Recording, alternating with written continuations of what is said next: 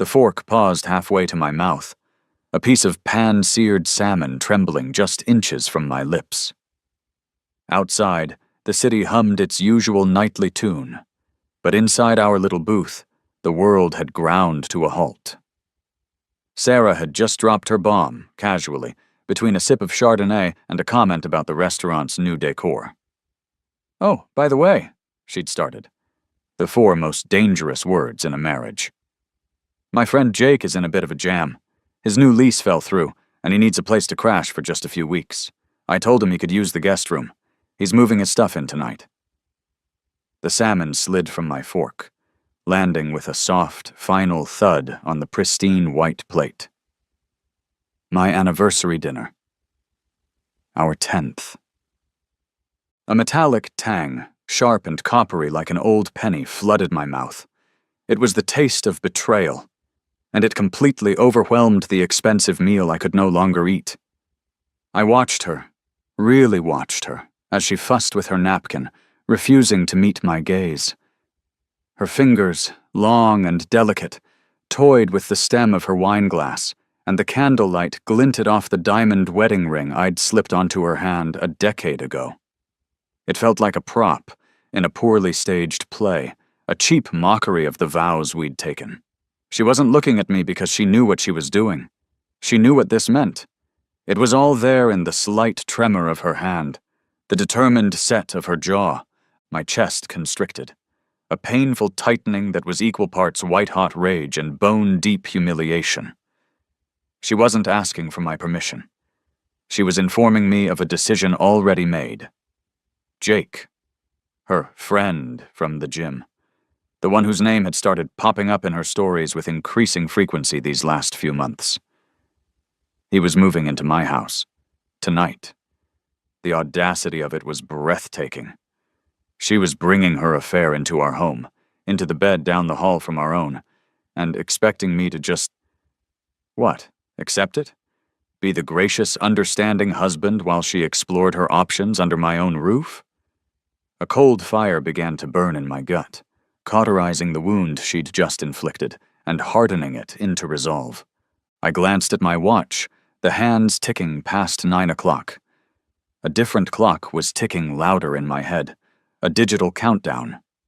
In less than 24 hours, at precisely 9 a.m. tomorrow, the $6,000 mortgage payment would automatically draft from our joint checking account, an account I had poured my inheritance into. An account she had treated like a personal slush fund for her boutique shopping and spa days. The timing was no coincidence. She and her lover were moving in, and I was expected to finance their little domestic experiment. A wave of clarity washed over me, so sharp and severe it almost made me dizzy. She was about to get the shock of her life. I was about to make sure she never saw another dime of our money, my money, ever again. A slow smile spread across my face, a chilling, hollow thing that didn't come anywhere near my eyes. I picked up my fork, speared the fallen piece of salmon, and took a deliberate bite. "Of course, honey," I said, my voice smooth as glass, betraying none of the chaos churning within me. "Anything for a friend in need. We have plenty of room." She finally looked up, a flicker of surprise in her eyes, quickly replaced by a wave of visible relief. She thought she'd won. She thought I was that weak. She had no idea that I wasn't just agreeing to her terms. I was starting the war. And my first move was already planned. The ride home was a study in silence. Sarah attempted to fill the void with mindless chatter about the traffic and the ridiculously overpriced valet, but I offered only monosyllabic responses. My mind was a whirlwind of logistics and cold, hard numbers. Each red light felt like an eternity, a taunt from the universe. By the time we pulled into our driveway, another car was already parked at the curb. A beat-up Honda Civic that screamed struggling musician, or, in this case, unemployed freeloader. Jake was already here. He hadn't even waited for us. He was standing on our porch, duffel bag at his feet, bathed in the welcoming glow of the light I'd paid to have installed last spring. As Sarah bustled out of the car, all smiles and apologies for the wait, I closed myself in my home office. The door clicked shut, a sound of finality. While she was playing the perfect hostess, showing her lover to the room where my own mother used to stay, I was dismantling our life together. I pulled up the banking app on my laptop, my fingers flying across the keyboard. 6 months ago, a gnawing suspicion had led me to open a new, separate savings account with an online bank she'd never heard of. I'd named it Exodus. With 3 clicks and a security confirmation sent to my phone, I transferred half of our joint savings, a substantial 6-figure sum, into it. The transaction was instant and irreversible. The balance in our shared account dropped precipitously. Let the mortgage payment come tomorrow. It would be paid from what was left, but the war chest for my future was now secure, under my sole control. A weight I didn't even realize I was carrying lifted from my shoulders. The first decisive action was complete. I was staring at the confirmation email when the office door opened. It was Sarah, her face flushed with false bonhomie. "There you are. I was just getting Jake settled in. He says thank you again, by the way. It's really so sweet of you, Marcus." The condescension in her voice was a lit match on dry tinder.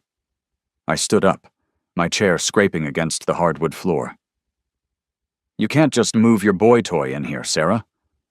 Her smile faltered, the mask cracking. "He's not my—" she started, her voice defensive, a little too high-pitched. I held up a hand, cutting her off.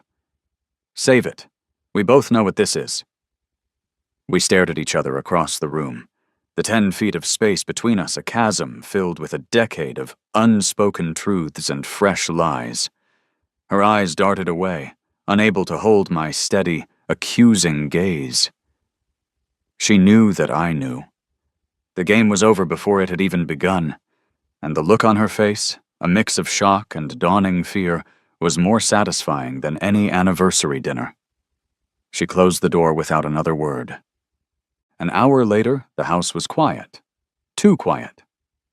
Sarah had retreated to our bedroom, and I could only assume Jake was comfortably ensconced in his new temporary home. His gym bag, however, was still sitting by the front door where he'd left it.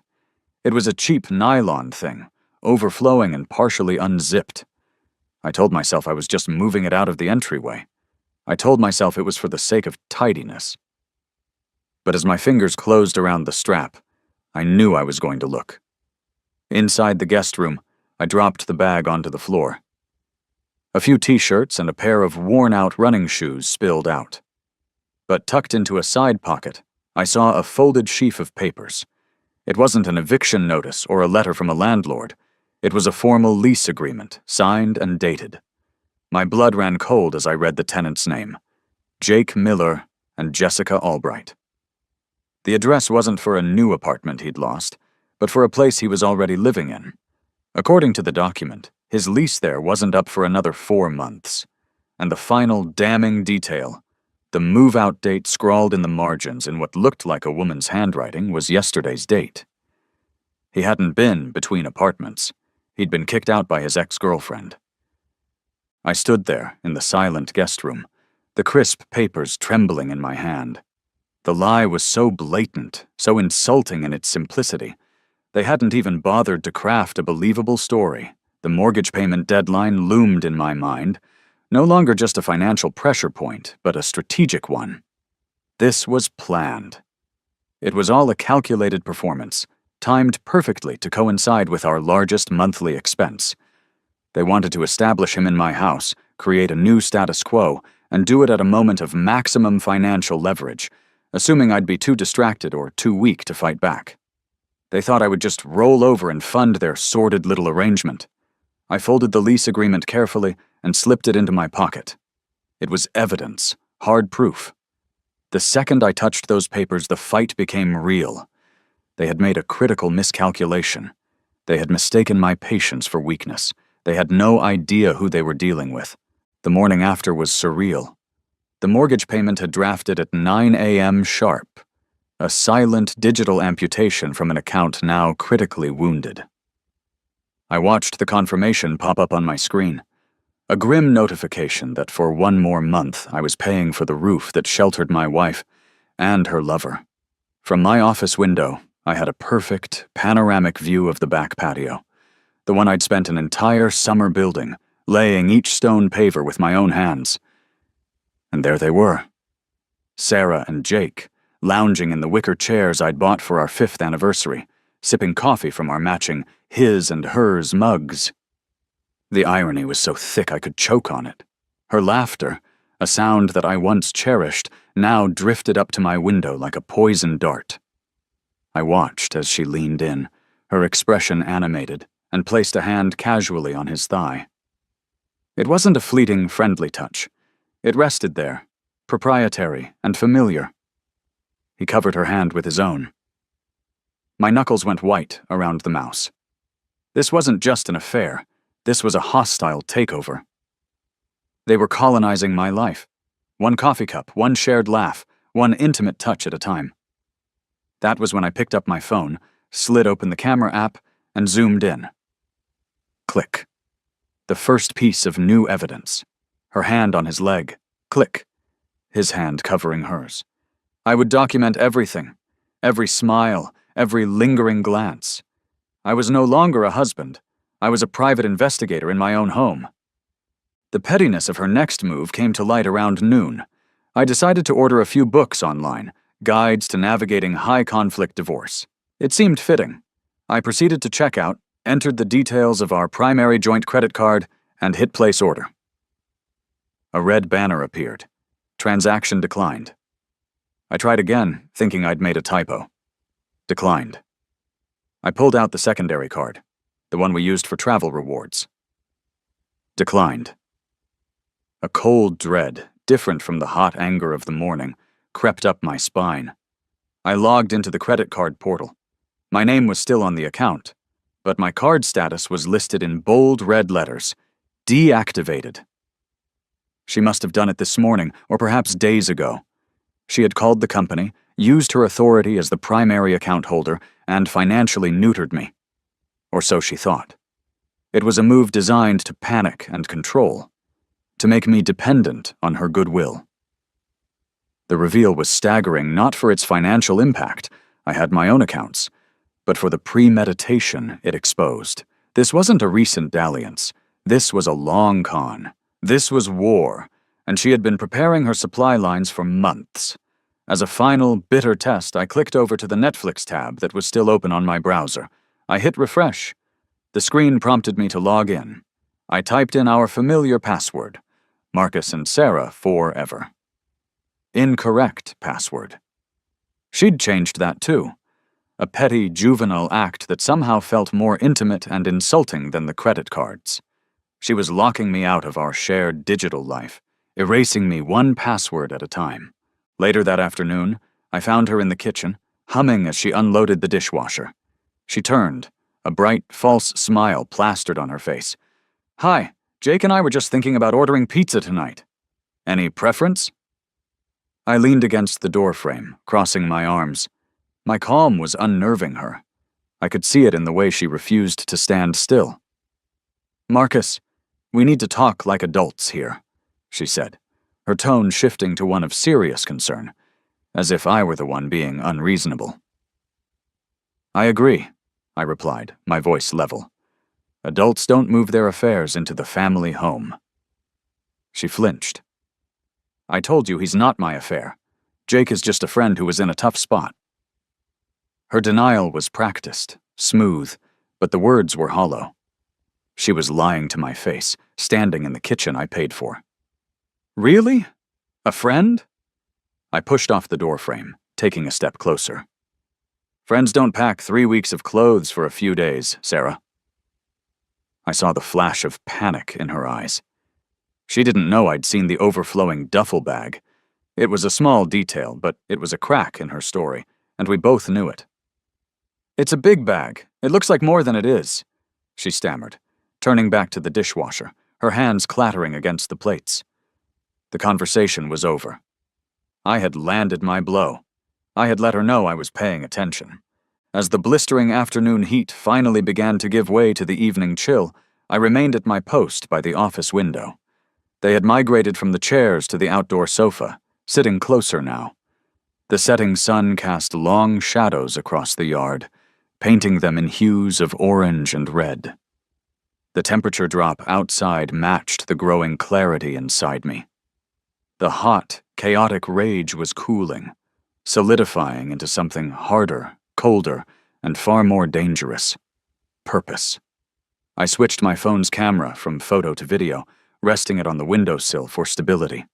I recorded them for 5 straight minutes, a silent film of their casual intimacy, her head resting on his shoulder, his arm draped around her back. It was irrefutable.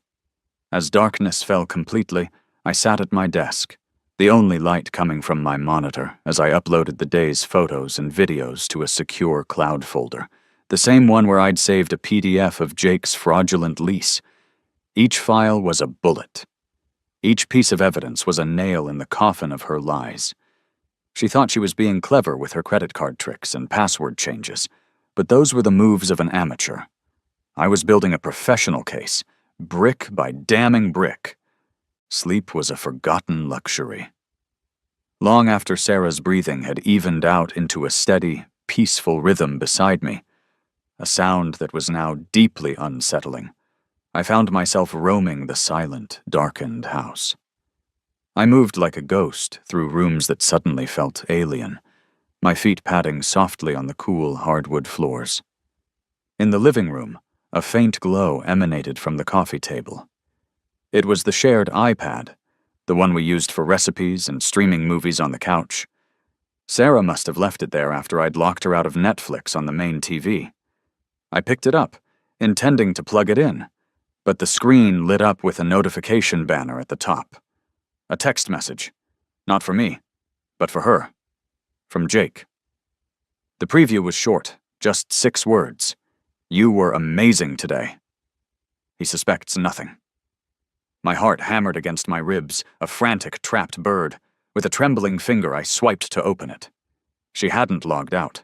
Her entire iMessage history was synced, a digital chronicle of her betrayal laid bare under my fingertips.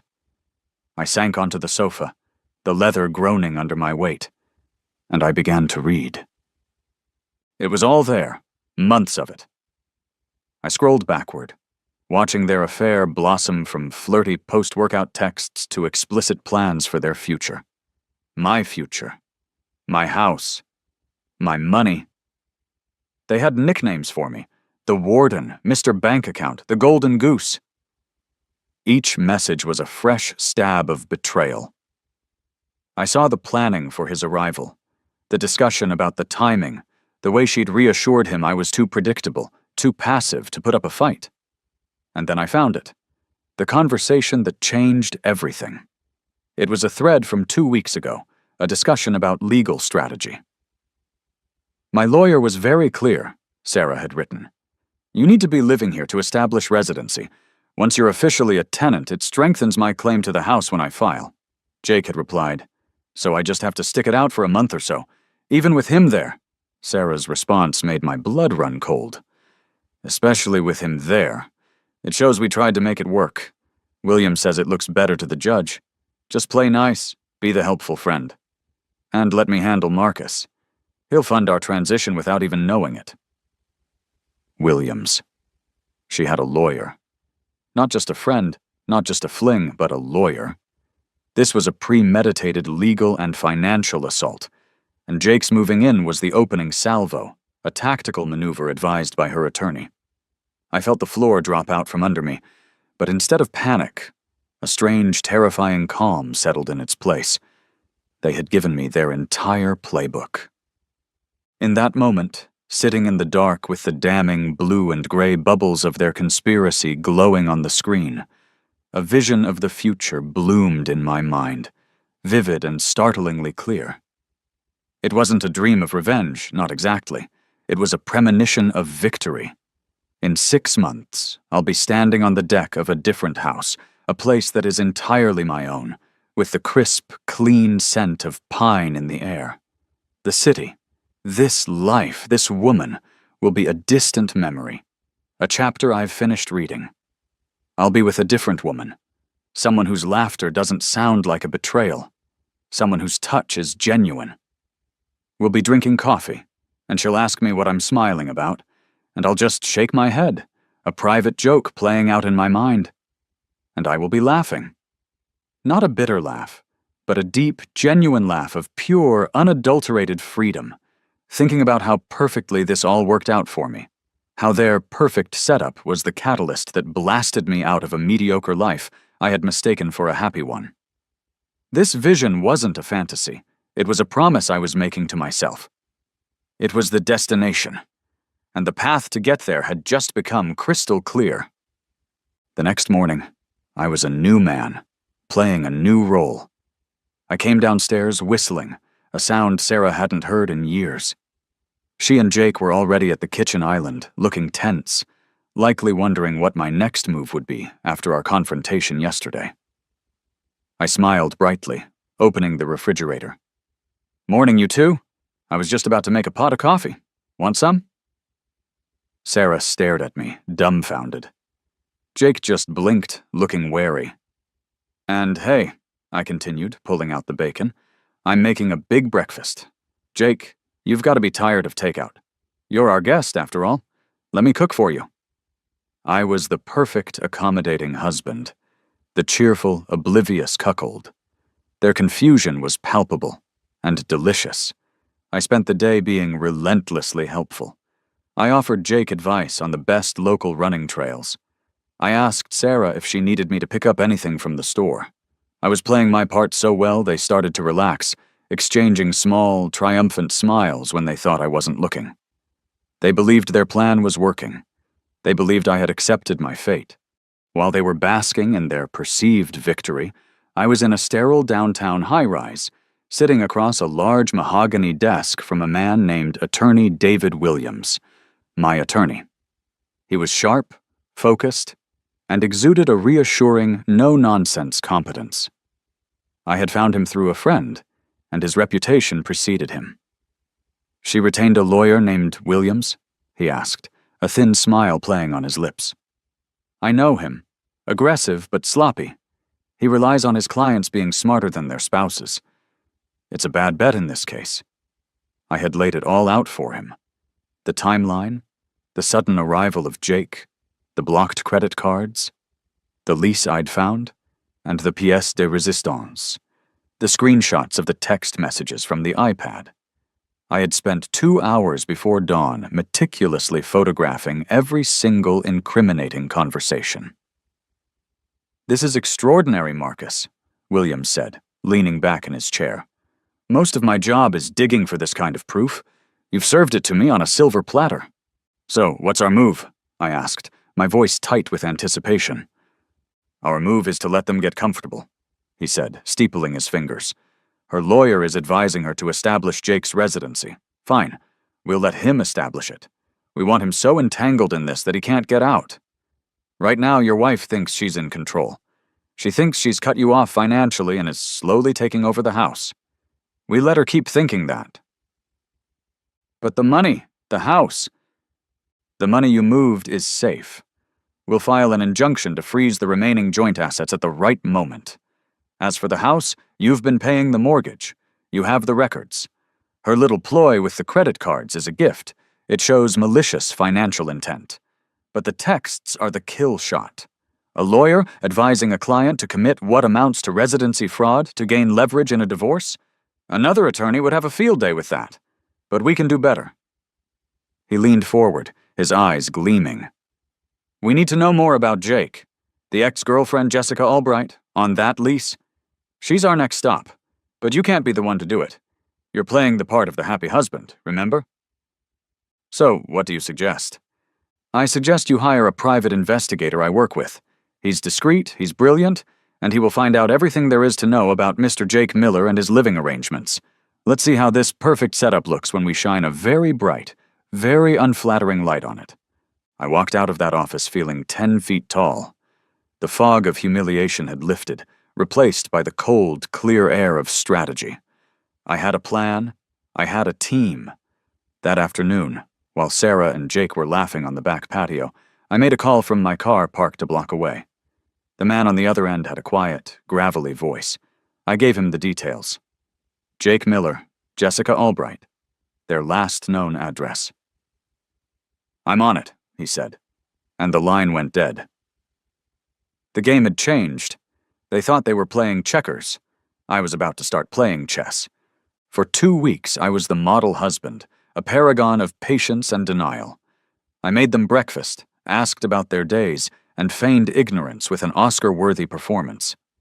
All the while, the private investigator was my shadow army, my eyes and ears in the world they thought I couldn't see.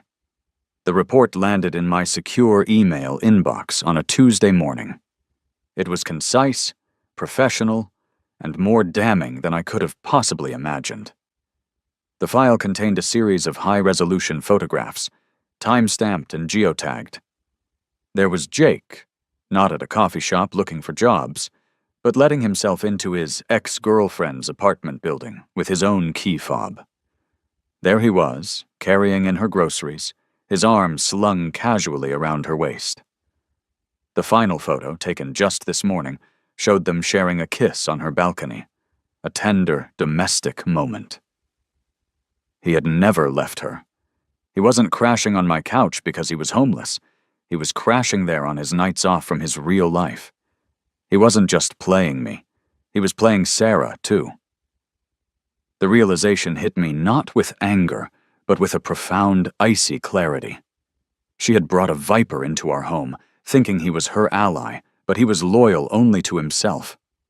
This wasn't a love triangle, it was a chain of deception, and I was about to break every single link. I forwarded the file to Attorney Williams with a simple message: execute. The plan moved with military precision. At 1:55 p.m., I received a text from the process server. Package will be delivered in 5 minutes. I knew from Sarah's shared work calendar, another digital thread she had forgotten to sever, that her entire marketing department was gathering for their quarterly review at 2 p.m.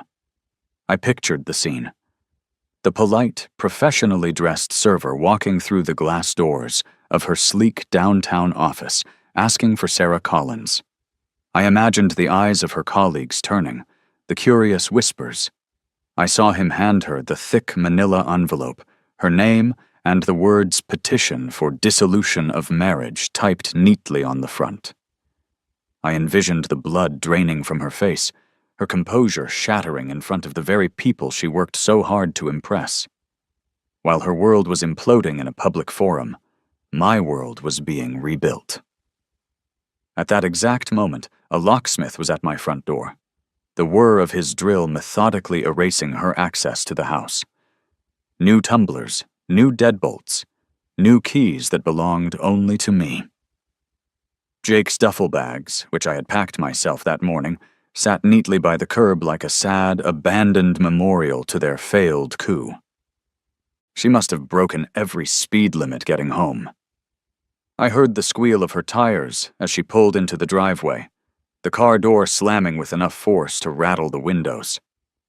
I watched from the living room as she stomped up the walkway, her face a thunderous mask of fury. She jammed her key into the new lock.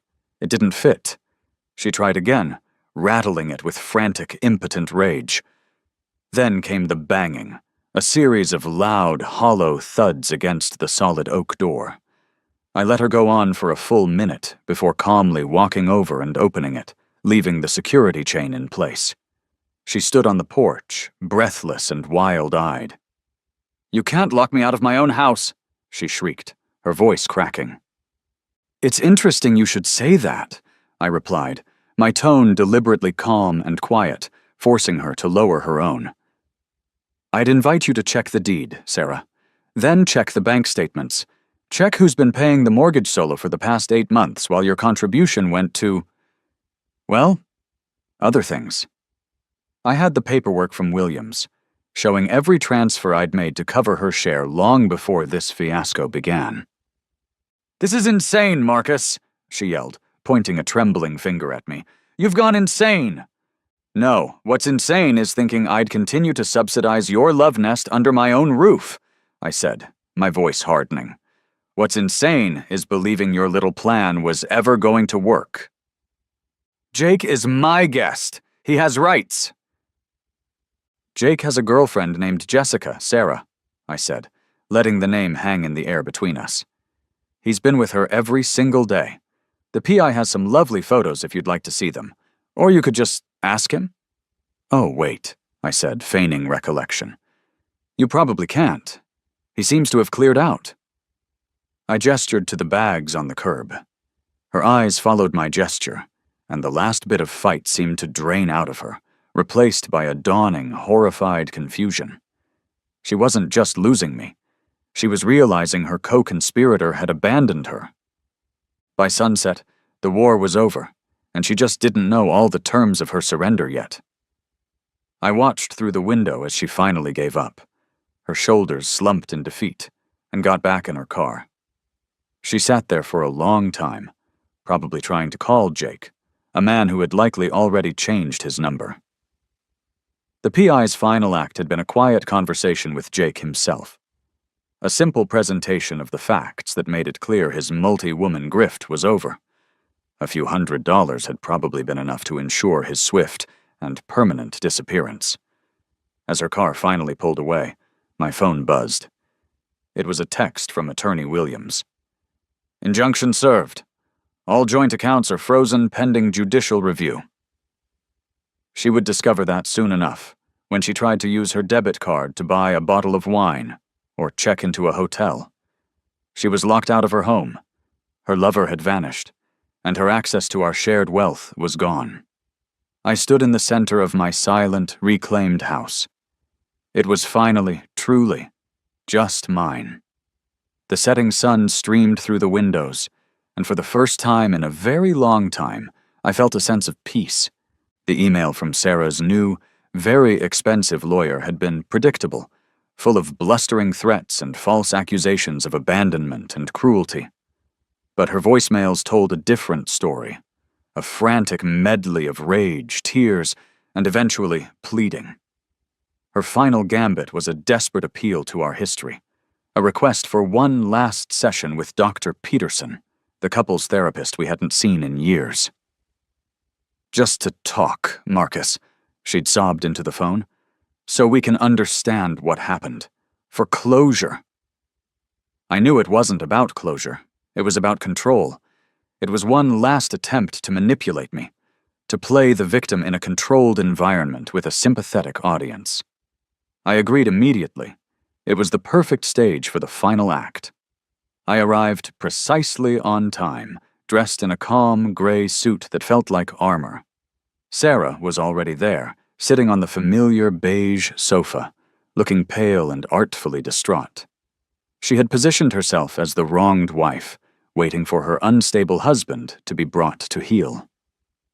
Dr. Peterson, a kind woman with gentle eyes, offered me a soft smile. Marcus, thank you for coming.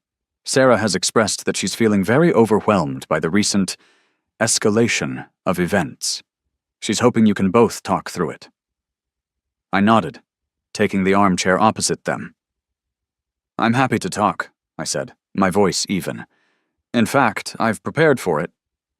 I reached into my briefcase and retrieved a thick, black 3-ring binder, placing it on the low glass table between us with a heavy, definitive thud. The word evidence was printed on a label affixed to the spine. The atmosphere in the room shifted instantly. Dr. Peterson looked from the folder to me, her professional calm faltering. Sarah stared at it as if it were a venomous snake. What is this, Marcus? Some kind of joke? She asked, her voice tight. I didn't answer her. I opened the binder to the first page, a clear plastic sleeve containing a glossy ATX-10 photo. It was the picture I'd taken from my office window of her hand resting on Jake's thigh on the patio. I turned the binder around for them both to see. Dr. Peterson's eyes widened. Sarah, I began, my voice devoid of emotion. Perhaps you can explain this. Sarah scoffed, a brittle, unconvincing sound. These photos are fake. You probably photoshopped them to make me look bad. This is pathetic. I calmly flipped the page to a printout of the photo's metadata, showing the date, time, and the iPhone model it was taken with. Are the timestamps fake too, Sarah? I flipped again, revealing the photos of them on the outdoor sofa, her head on his shoulder. Page after page, a silent slideshow of her lies. And these? And these? Her bravado began to crumble, replaced by a rising panic. You hired someone to stalk me, she accused, her voice climbing. She looked at Dr. Peterson, seeking an ally. He had me followed, Doctor. This is harassment. I didn't hire someone to stalk you, Sarah, I corrected her calmly, my gaze unwavering. I hired someone to document your fraud. I flipped to the next section, a copy of Jake's lease with Jessica Albright. Like this lease, proving your homeless friend had a home he was sharing with his live-in girlfriend. Or this, I continued, turning the page to the screenshots of her text messages. This is my personal favorite. Your text to Jake about how your lawyer, Mr. Williams, advised you to have Jake establish residency in my house to strengthen your claim to it in the divorce. Dr. Peterson let out an audible gasp. She looked at Sarah, whose face had gone ashen. The therapeutic environment had vanished, replaced by the cold, hard reality of a deposition. Sarah's eyes filled with tears of pure fury. You don't understand anything. Jake loves me. He was leaving her for me. This was real. That was my cue. I reached back into my briefcase. That's the thing about love, Sarah. It's a tricky word. I pulled out a second item and placed it on the table next to the binder. It was Jake's phone. He must have left it behind when he disappeared so quickly. It was in the guest room. Lucky I found it. Her eyes fixated on the phone, a small black rectangle that held the entire truth. The PI had done excellent work, not only convincing Jake to vanish, but also to part with his phone for a reasonable cash settlement. A small price to pay for the ultimate checkmate. I unlocked it. The passcode had been part of the settlement, and opened his messages, turning the screen so she could see. The top conversation wasn't with her, it was with Jess. 3. He claims to love you, I said, my voice low and steady. But Jake's been texting his ex about moving back in with her permanently. I scrolled through the messages, her desperate, unanswered texts to him interspersed with his loving, apologetic ones to the other woman. I didn't have to read them aloud. She could see the previews, see the heart emojis, see the plans they were making for a future that never included her. I'm so sorry, babe. I got in over my head. It was always you. I read one of his outgoing messages aloud. Just a few more days and I'll have enough cash to get us that new couch we wanted. Almost done with this crazy bitch. Sarah made a choking sound, a wounded animal cry. She lunged for the phone, but I was faster, pulling it back. It's all here, Sarah. Every lie he told you, every lie he told her. It seems the only person he was ever honest with was himself. The session ended right there. The carefully constructed facade of her victimhood shattered into a million pieces, and all that was left was the ugly, raw truth.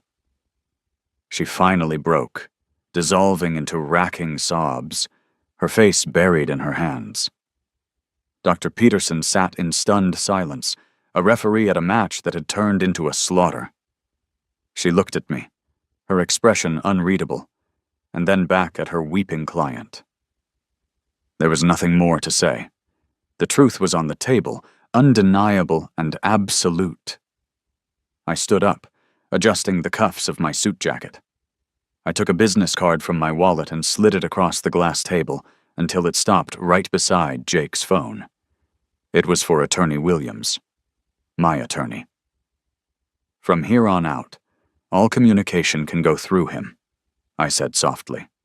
It was a final act of severance, the last tie between our personal lives being cut. She didn't look up. As I reached the door, I paused, turning back for one final statement. You know, it's funny how things work out, I said, my tone almost conversational. Dr. Peterson and Sarah both looked up at me, confused. I just got a preliminary job offer yesterday. A really great opportunity. It's in Denver. I let that hang in the air for a moment, planting the seed of my next chapter not just for them, but for myself. My future was already beginning. 1,000 miles away from this room, from this life. I didn't wait for a response. I just turned, walked out the door, and didn't look back. The air was different here. Thinner, cleaner, and filled with the faint scent of pine from the foothills that rose like giants in the distance. 6 months. It felt like a lifetime ago that I had walked out of Dr. Peterson's office, the weight of my old life sloughing off my shoulders with every step. Now, the evening sun cast a warm, golden glow across the new wooden deck I'd just finished staining last weekend. David, my oldest and best friend, had flown in to see the new place, and he raised his beer bottle in a toast, the glass clinking against mine. "Congratulations on your freedom, and your new house," he said, a wide, genuine grin spreading across his face. "Seriously, Marcus, I haven't seen you look this relaxed in 10 years. You look lighter." I took a long sip of the cold beer and leaned back in my chair, soaking in the peace. "Lighter is a good word for it," I admitted. I didn't realize how heavy everything was until it was gone. The house, the marriage, the expectations. It was all just weight. We sat in comfortable silence for a moment, watching the sky melt from blue to fiery orange over the mountains. "You ever hear from her?" David finally asked, his voice gentle. I shook my head. "Not directly. The lawyers handled everything after that day. It was a clean break. As clean as it could be, anyway. I spend my weekends now about an hour west of here, up in the mountains. I bought a small, neglected A-frame cabin, the kind of place I'd always dreamed of having but never thought was practical. It's a project. I'm renovating it with my contractor-turned-girlfriend, Emma. I met her when she was bidding on the remodel for my new office space downtown. She's brilliant and funny, with sawdust in her hair and paint on her jeans. Her hands aren't soft and manicured. They're strong and capable, skilled at creating and building things, not tearing them down. Together, we're ripping out old carpets, sanding down wooden beams that have been hidden for decades, and drawing up plans for a future we're building with our own hands. Last week, out of a morbid curiosity I couldn't quite suppress, I looked up Sarah's Instagram. Her profile was public. The glossy photos of her at galas and five-star restaurants were gone. They'd been replaced by selfies taken in a room with familiar floral wallpaper and a white canopy bed. Her childhood bedroom. She was back at her parents' house, pushing 40 and living down the hall from her mom and dad. Her posts were full of a forced, brittle brightness, captions about new beginnings and finding myself that rang hollow. Jake was nowhere to be seen. A ghost who had vanished completely from her narrative. In the end, her grand, fraudulent plan for my house and my money had left her with nothing but a return ticket to her past. There was a time when seeing that would have filled me with a sense of vindictive triumph. A bitter "I told you so." But sitting there, scrolling through the sad chronicle of her diminished life, I felt nothing but a profound sense of detachment. Her choices were her own, and her fate was a direct result of them. My revenge wasn't in her failure, it was in my own success. It was in the scent of fresh-cut lumber at the cabin, in the easy laughter I shared with Emma, in the quiet satisfaction of paying a mortgage that was solely mine, in the spectacular, indifferent beauty of a Rocky Mountain sunset. The fire of my anger had burned itself out, leaving behind not scorched earth, but fertile ground. Sometimes the best revenge is simply moving forward. It's building a life so full and good that you don't have time to look back at the rubble.